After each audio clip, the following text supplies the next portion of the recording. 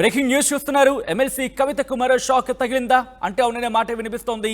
Liquor scam కేసులో ఇప్పటికే కవితను అరెస్టు చేసింది ఈడీ. ఇప్పుడు సీన్లోకి ఎంట్రీ ఇచ్చింది CBI. Central bureau of investigation ఇప్పుడు సీన్లోకి ఎంట్రీ ఇచ్చింది. తీహార్ జైల్లో ఉన్న కవితను విచారించేందుకు అనుమతి ఇవ్వాలంటూ కోర్టులో పిటిషన్ దాఖలు చేసింది సిబిఐ. గతంలోని తమ ఎదుట హాజరు కావాలంటూ కవితను కోరింది సిబిఐ. నిన్ననే కవిత బెయిల్ పిటిషన్పై వాడి వేడి వాదనలు జరిగాయి. తీర్పుని సోమవారానికి వాయిదా వేసింది రౌజ్ అవెన్యూ కోర్టు. ఇప్పుడు సిబిఐ ఎంట్రీతో కేసు ఎలాంటి టర్న్ తీసుకుంటుందనే చర్చ ఇప్పుడు జోరందుకుంది. ఇప్పటికే హైదరాబాద్లో ఓసారి కవితను విచారించింది సిబిఐ. గతంలో కవితను సాక్షిగా పేర్కొని ఆ తర్వాత నిందితురాలుగా మార్చింది సిబిఐ. ఇప్పుడు ఏం జరగబోతుంది, ముఖ్యంగా ఆ పిటిషన్లో ఏం పేర్కొంది తెలుసుకునే ప్రయత్నం చేద్దాం. మా ప్రతినిధి రామకృష్ణ అప్డేట్స్ అందించేందుకు లైవ్లో జాయిన్ అవుతున్నారు. రామకృష్ణ, ముఖ్యంగా సిబిఐ నుంచి ఈడీకి వెళ్ళింది, ఈడీ నుంచి మళ్ళీ సిబిఐ సీన్లోకి వచ్చే అవకాశం ఉన్న పరిస్థితి కనిపిస్తోంది. ముఖ్యంగా కవిత విచారణకు సంబంధించి ఆ పిటిషన్లో సిబిఐ ఏం పేర్కొంది? ఇక చూసుకున్నట్లయితే కవితను కస్టడీకి తమకు ఇవ్వాలంటూ సిబిఐ కోర్టులో రోజ్ అవెన్యూ కోర్టులో సిబిఐ ఒక పిటిషన్ దాఖలు చేసింది. ఎమ్మెల్సీ కవిత ప్రస్తుతం తీహార్ జైల్లో జ్యుడిషియల్ రిమాండ్ లో ఉన్నారు. ఏప్రిల్ 9 వరకు కూడా ఆమె జ్యుడిషియల్ రిమాండ్ లోనే ఉంటారు. మరి ఈ నేపథ్యంలో ఆమె బెయిల్ మీద విడుదల కావడానికి నిన్నే పిటిషన్ కూడా వేశారు. పిటిషన్ లో వేసినప్పటికీ కూడా ఆ తీర్పు వచ్చి సోమవారానికి రిజర్వ్ అయి ఉంది. మరి ఈ నేపథ్యంలో సిబిఐ ఒకవేళ కానీ రోజ్ అవెన్యూ కోర్టు ఆమెకి బెయిల్ ఇస్తే వెంటనే తమ కస్టడీకి తీసుకోవడానికి సిబిఐ సిద్ధంగా ఉంది.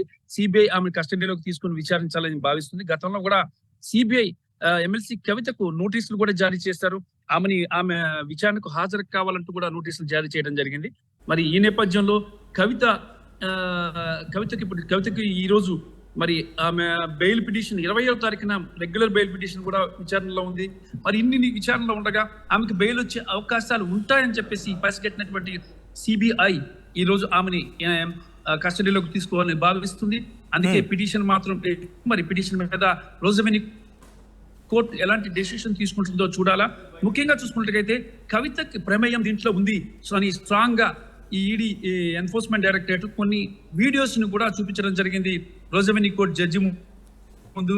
రోజ్ అవెన్యూ కోర్టు జడ్జికి నేరుగా వీడియోస్ సాక్ష్యాధారాలను చూపించి కవిత ప్రమేయం ఉంది కాబట్టి ఆమెకి బెయిల్ ఇవ్వద్దు అంటూ కూడా రోజ్ అవెన్యూ కోర్టులో ఎన్ఫోర్స్మెంట్ డైరెక్టరేట్ చాలా స్ట్రాంగ్ గా వాదించింది. మరి ఈ వాదనలు విన్న తర్వాత రోజ్ అవెన్యూ కోర్టు తీర్పు విషయంలో మాత్రం సోమవారానికి వాయిదా వేసింది.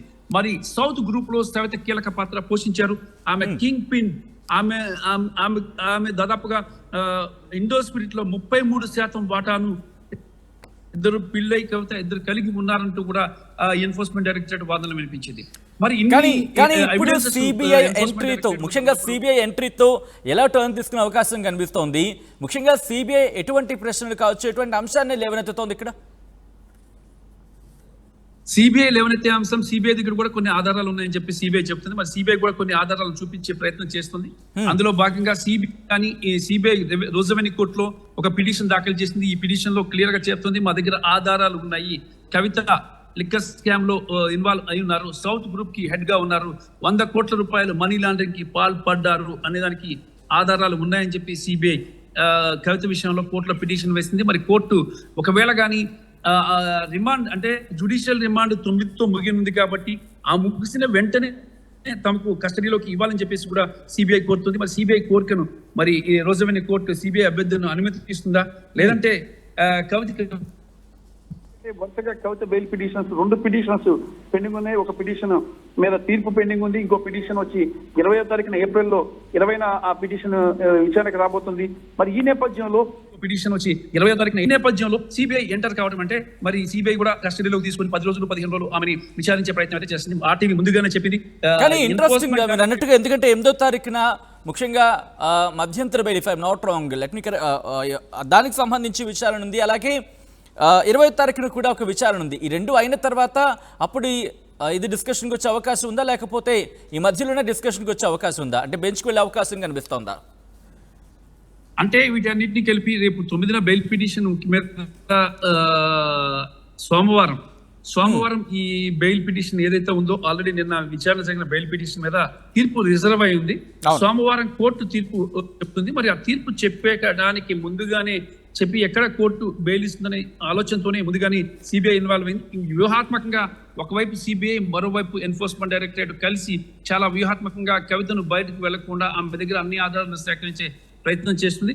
కవిత బయటికి వెళ్తే ఆధారాలు తారుమారయ్యే అవకాశం ఉందని చెప్పేసి ఎన్ఫోర్స్మెంట్ డైరెక్టరేట్ సిబిఐ భావిస్తుంది. ఈ నేపథ్యంలో ఇంట్రెస్టింగ్ గా ఇలాంటి డెవలప్మెంట్ ని మనం మనీష్ సిసోడియా విషయంలో చూసాం. ఎందుకంటే ఆయన బయటకు వచ్చిన సందర్భంలో ఒక దర్యాప్తు సంస్థకు సంబంధించి ఆయన విచారణ జరుగుతున్నప్పుడు బయటకు వచ్చిన సందర్భంలో మరొక దర్యాప్తు సంస్థ ఎంటర్ అయ్యి మళ్ళీ ఆయన్ని అదుపులోకి తీసుకున్న పరిస్థితి చూసాం.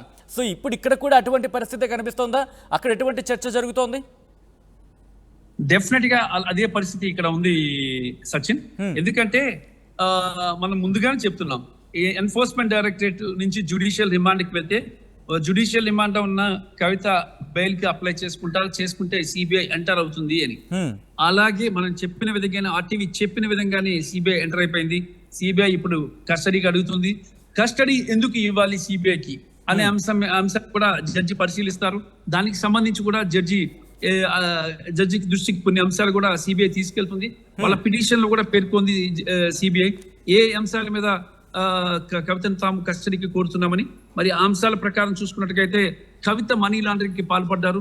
కవిత భారీగా 100 కోట్ల రూపాయల అంశానికి 100 కోట్ల రూపాయల మనీ లాండరింగ్ కి పాల్పడ్డారు కవిత అనేది ఇక్కడ ప్రధానంగా చెప్తున్న అంశం. ఈ నేపథ్యంలో 25 కోట్ల రూపాయలు కానీ దాటినట్టుగైతే సిబిఐ పరిధిలోకి వెళ్ళిపోతారు ఎవరైనా సరే. అక్రమ లావాదేవీలు కానీ, బ్యాంక్ ట్రాన్సాక్షన్స్ కానీ, అక్రమ నగదు పంపిణీ కానీ జరిగితే మాత్రం సిబిఐ పరిధిలోకి వెళ్తారు. మరి ఈ నేపథ్యంలోనే కవితది 100 కోట్లకు పైగా మనీ లాండరింగ్ చేశారు కాబట్టి కంపల్సరిగా సిబిఐ తన కస్టడీలోకి తీసుకోవాలని చెప్పేసి భావిస్తుంది. మరి ఈ నేపథ్యంలో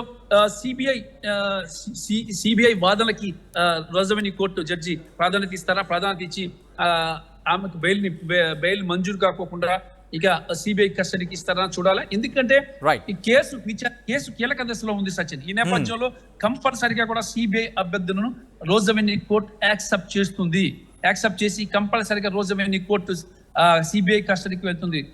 సిబిఐ కస్టడీకి కవితని ఇస్తారని చెప్పి న్యాయ నిపుణుల నుంచి అందుతున్న సమాచారం Sachin. Right Ramakrishna, thanks for the update. మొత్తంగా అయితే మాత్రం ఎమ్మెల్సీ కవితకు మరో షాక్ తప్పదా అంటే అవుననే మాట వినిపిస్తోంది. లిక్కర్ స్కామ్ కేసులో ఇప్పటికే కవితను అరెస్టు చేసింది ఈడీ. ఇప్పుడు సీన్లోకి ఎంట్రీ ఇచ్చింది central bureau of investigation CBI. Tihar జైల్లో ఉన్న కవితను విచారించేందుకు అనుమతి ఇవ్వాలంటూ కోర్టులో సిబిఐ పిటిషన్ దాఖలు చేసింది. గతంలోనే తమ ఎదుట హాజరు కావాలంటూ కవితను కోరింది సిబిఐ. నిన్ననే కవిత బెయిల్ పిటిషన్పై వాడివేడి వాదనలు జరిగాయి రౌజ్ అవెన్యూ కోర్టులో. తీర్పుని సోమవారానికి వాయిదా వేసింది రౌజ్ అవెన్యూ కోర్టు.